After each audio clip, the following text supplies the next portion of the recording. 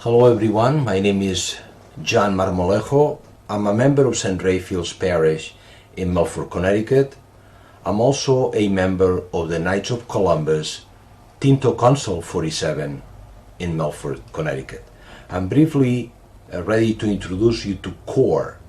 COR, C-O-R, is Latin for heart, and is also the name that the Knights of Columbus have chosen for the men's outreach ministry program that they launched 2 years ago.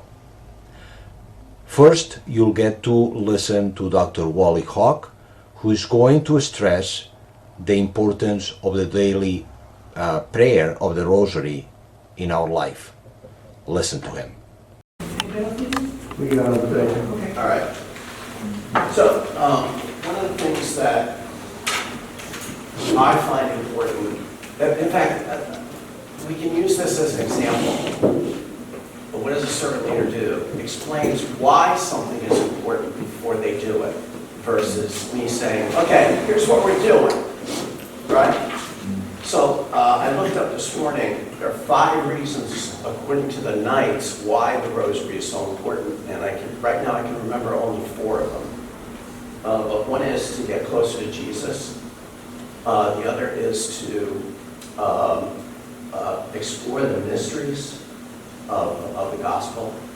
To spend time with God. If you love somebody, you want to spend time with them, so spending time with God. And the last one, which I keep hearing this, it's a weapon. It's a shield and a weapon against evil. And the mistake that I've made in the past after reading about this, Rich asked me to do this, Rich and John, is when I pray for something, very often what I do is I say, please God, help us to eliminate abortion, which is the negative side instead of the positive side.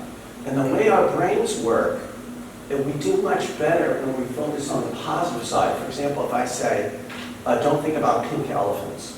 What are we thinking about? We think about pink elephants. So if I say, eliminate abortion, what am I thinking about? Thinking about abortion versus, God, please, just an example, open the eyes of mothers to look at saving that baby and look for options to save that baby.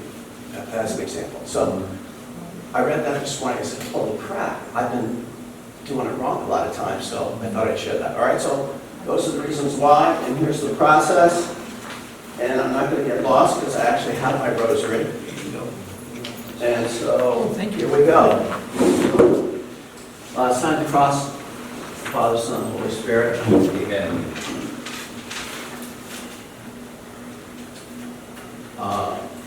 Let's start with the Apostles' Creed. I believe in one God, Father Almighty, creator of heaven and earth, all things Jesus Christ, His only Son, our Lord, who was conceived by the Holy Spirit, born of the Virgin Mary, Son of the Most crucified and died and was buried, He descended into hell, and He raised from the dead for the dead, and ascended right hand of God, Father, one Church of the Mary, one Church of the Holy Spirit, one Catholic Church, Holy Spirit, Lord, Catholic Church, sinners, forgiveness of sins, resurrection of the body, life everlasting. Amen. Our Father, who art in heaven, hallowed be thy name. Thy kingdom come, thy will be done on earth as it is in heaven. Give us this day our daily bread, and forgive us our trespasses, as we forgive those who trespass against us. And lead us not into temptation, but deliver us from evil. Hail Mary, full of grace, the Lord is with thee. Blessed art thou among women, blessed is the fruit of thy womb, Jesus. Lord, Mary, Mother of God, pray for us sinners, now and at the hour of our death. Amen. Hail Mary, full of grace, the Lord is with thee. Blessed art thou among women, blessed is the fruit of thy womb, Jesus. Holy Mary, Mother of God, pray for us sinners, now and at the hour of our death. Amen.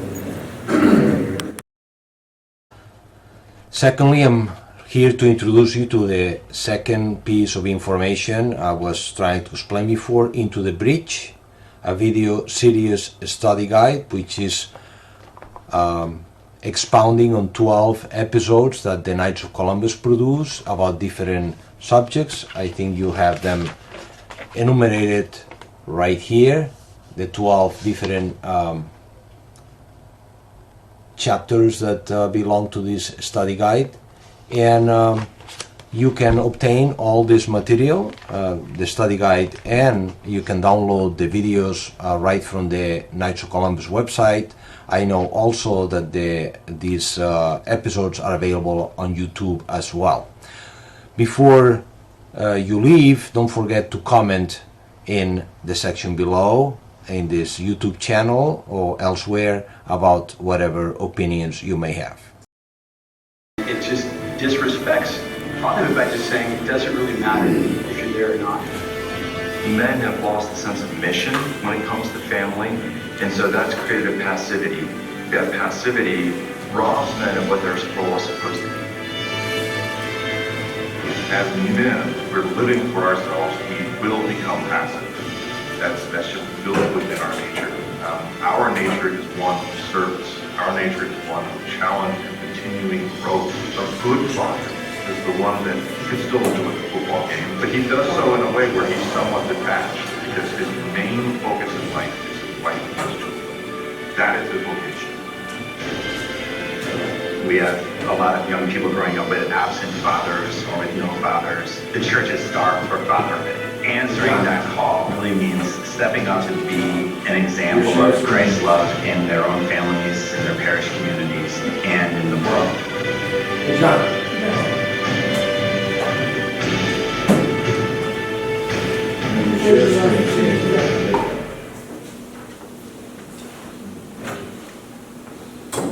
To be a spiritual leader of a family means to be convinced that the fatherhood of God is imaged in the father within the family. It brings the fatherhood of God close to the children. I have Mass every Easter and every Christmas in prisons. And prisons are an example of fatherless America. Hardly any prisoners have a father in their life, a man of significance in their life. Those men respond to me as a spiritual father. There's often tears during Mass because I don't think they've had a father in their life. The father's role is to impart to his children and to image the love of God the Father. And what's that love like? It's unconditional. This is a great and deep longing of every human heart to be loved, to be known, to be seen, to be chosen. Right? And God placed this love in our hearts, and he brings it to life through our earthly fathers. And this is what allows a child to flourish.